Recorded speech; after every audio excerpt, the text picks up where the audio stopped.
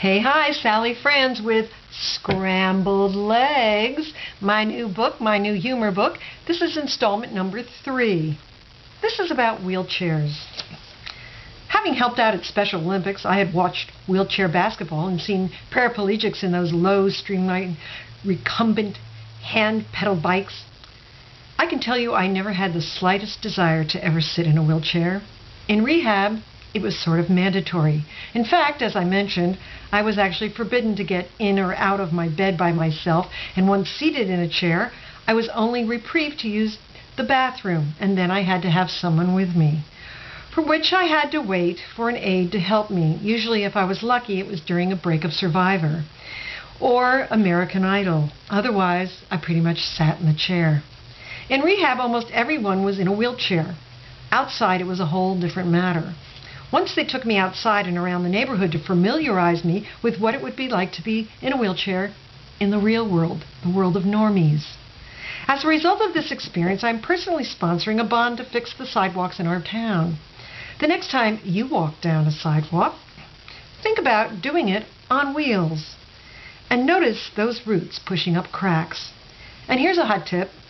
Kids on skateboards may like ramps, but not so many wheelchair-bound people do. Why? Well, it's kind of hard to get up speed, get air, and then falling is not really an option. Boy, oh boy, I'll tell you what, making fun of that TV commercial, "Help me, I've fallen down," that's come back to bite me, huh? Madge picked me up for my ramp lesson. In the back of the building was a nice sloped ramp for wheelchairs. We've all seen them. We've all heard the moaning and groaning about how expensive it is to put wheelchair ramps in public buildings, blah, blah, blah.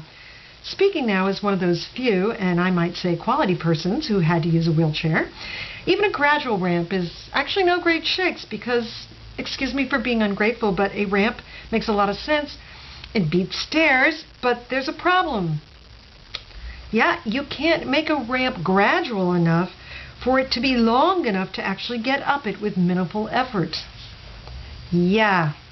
So, if you've ever noticed, there's one thing about a lot of wheelchairs that I never noticed.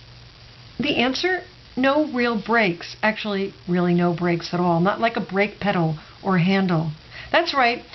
On your run-of-the-mill hospital-issued standard hand-powered wheelchair, you push and push and push yourself along, and you push and push yourself up a ramp. And woe to the poor schmo who runs out of steam halfway up that ramp. I found this out, of course, halfway up a ramp. No anti-rollback braking system and no handbrakes on the emergency chairs like a bicycle. Yep. What they do have is an emergency-type lock to keep the wheels in place if you're parked somewhere, anywhere, that is close enough to level or half a bubble off plumb.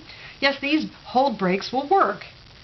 But because they consist of flat metal rods looking very much like butter knives, which are perpendicular to an inch-wide threadbare rubber on the tires, they don't actually work. Just imagine the fun of trying to let go of your side wheels where you've been pumping away, simultaneously grabbing both emergency brakes and trying to assert equal pressure so that they would stop evenly. This, of course, would pit your arm and hand strength against your own weight and the weight of the chair plus gravity and the incline gravity while testing the level of the braking system, metal fatigue, and your own fatigue. Look, I'm no physics whiz here, but I can tell you from field experiments, this is a no contest. It is akin to braking a 10-speed bike on a hill with only one hand on one of the brakes with your fat cousin Vinny on the handlebars. Oops, alley-oop. Here's a quick question. Can you bench press your own weight plus a wheelchair?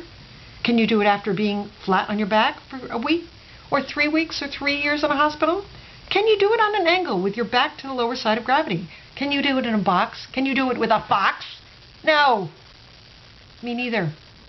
If all this gripping were to coincide as planned, I'm still not really sure what would keep me from being propelled backwards, that is, if I actually stopped, and being thrown out of my chair, no doubt, into oncoming traffic. These and so many other possibilities helped me actually get up the ramp in one swell foop. I did have a backup plan.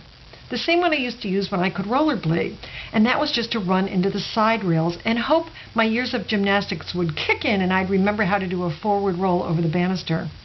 On the bright side, I did manage the chair like a pro on flat ground because, well, turning your wheels is a lot like canoe paddling. One wheel goes forward, the other goes back, you go in a circle. I'm so thankful I went to summer camp. But speaking of wheelchairs, let me say that it's needless to say, however it doesn't stop me, that there's a lot I hate about wheelchairs. But there's one thing that I hate beyond belief, and that is the ability of the wheelchair mechanics to somehow, at the very sight of a wheelchair, render so many people stupid. And I do not mean the people in the chairs. I mean to shout, how brain-dead, unconscious, mouth-flapping can anyone be? Mint cigarettes, Tourette's, anyone? To the people who see you in a chair. It was almost too cliché to believe. If my husband and I were out at a restaurant, the waitstaff would look past me and ask him what I wanted to eat. It was as if there was an insult button from my chair to their mouth. I wanted to put a sign on the back of my chair that read, yes, I can hear, read, and talk, and if treated otherwise, I'll gladly make sure you're in a wheelchair next to me. Here's a hot tip. If you don't know the level of ability someone has in a chair, just assume they're smarter than you are, and you won't be far from the mark. Okay, remember, people in wheelchair are people too. Thanks.